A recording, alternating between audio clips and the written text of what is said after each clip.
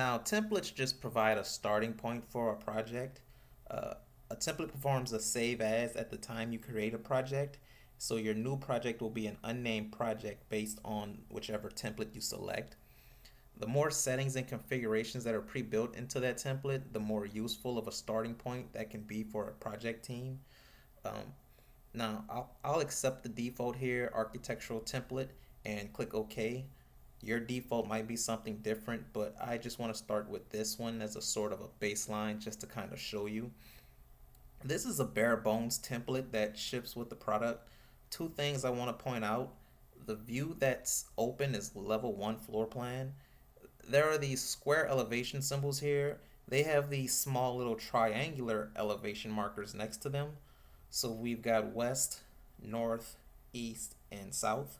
If you look over here on the project browser, you'll see each of the views that correspond to each of those symbols. The other thing I want to point out is that the project browser is very sparse. We've got a couple of floor plans, a couple ceiling plans, and a few elevations. That's it. There are no schedules, there are no sheets, and there's very limited families. If I double click the south elevation and take a look and zoom in over here, there's just two levels. It's really simple bare bones template. So my default is set to Imperial, but you can set your default to any template you like. So let's look at a metric template next. So I'm going to do a Control W and close that file. It shouldn't ask you to save, but if you're following along and the file does ask you to save, you can just simply say no. Now I'll click New again, and because my defaults are set to Imperial, what I'll do this time is click the Browse button. So I'll just simply go into the US metric folder, and you can see there are several templates available, and I'll just click this one right here, default metric. It's the equivalent to the Imperial that I just showed you. So the only thing different about this is it's in millimeters instead of feet. Alright, so let's use one instead. Let's do this again. Let's do the construction default metric. So this one has more of a construction focus. So I'll click open and OK, and it opens. The obvious thing that we'll see when the view opens is that the elevation markers are now circular instead of square, but that's a minor thing. If you look at the project browser, you can already see that we've got several more floor plans. Now we still have the same 4 elevations, and if I open one of those elevations, like the south elevation, this starts to explain why we have more floor plans, because as you can see there are more levels here. So in addition to level 1 and 2, we've got levels for the foundations and the footings and so on. So that accounts for several of the additional floor plans. But actually the most interesting feature of this template is under schedules.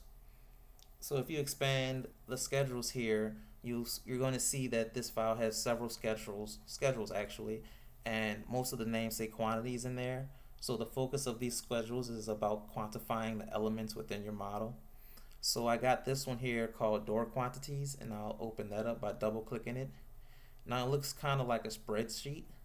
So a schedule is just a tabular view of the model that lists out the elements that it finds, as opposed to drawing them. And what you're going to see here is several different bits of information that it can report on each of those elements. Now at the moment we're not seeing anything, because if we click back to level floor plan 1, there's no geometry in this model, so there's nothing to report. So if I were to add, say I added some doors, the schedule now is showing us those 3 doors, and it's grouping them by type, in this case the single flush doors. So if we go back to level 1 floor plan, and suppose we take one of those doors, and it doesn't matter which one you pick, just go over here to the type selector, and you see that there are several sizes available. So what I'll do is I'll choose the smallest size on the list, and you'll see that the door gets slightly smaller there in the floor plan. But if you click back over here to the door quantities, the interesting thing is that we now have 2 line items. We got a quantity 2 for the original 2 that were unchanged, and a quantity 1 for the one that we just made smaller. So as you made changes to your model, both adding and removing or changing elements, all of those things will be reflected in real time on these quantity schedules. So when you consider all the various schedules that were in here, that can be a very, very powerful tool. So by including these schedules ahead of time in a template, the project team starts with a leg up because they've got all the information at their fingertips immediately from day one as they start building their model. So, all right, let me show you one more template. I'm going to do another Control W. Now this time it's going to ask me to save because I've made changes, and I'm just going to click no. There's no need for me to save. So let's click new one more time and let's click browse. And I'm going to go into this folder. The template I'm looking for now is commercial default. And the reason I want to use commercial default is because it has some sheets in it already. If we zoom in on these symbols, notice that this one says A4 and 1, and then this one says A5 and 2. And if you look at all of them, you're going to see similar kinds of indicators. Well, A4 and A5 are referring to sheets, and 1 and 2 are referring to detailed numbers on those sheets. So if we look down here at the sheets branch, you'll see that this template starts with several predefined sheets. And we've seen those two elevation symbols correspond to A4 and A5. Well, the north and south elevations are on the A4 sheet. So if I double click the A4 sheet, you'll see that I've got a viewport here for the south elevation and another one here for the north elevation. They're already placed on this title block, ready for the presentation in either PDF or printed form. So let's go back to level 1 and make this more interesting and understandable.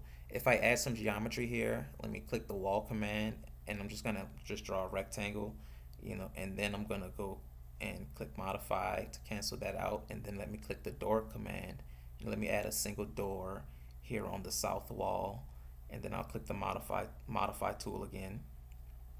And remember, it doesn't matter where it's located. I just wanted to create this quick, simple model.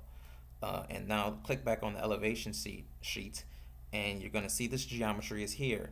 And now this is more understandable. The value of these pre-configured sheets. Notice that the south elevation it's already showing the fact that we have a door. The north elevation doesn't show a door.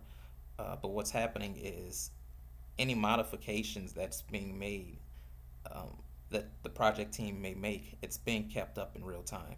So whether you have a project template that has a collection of sheets or a bunch of schedules or several levels or several views and floor plans or all of the above, the more useful settings and configurations that are built into that project template, the more valuable it becomes to the project team that uses that template.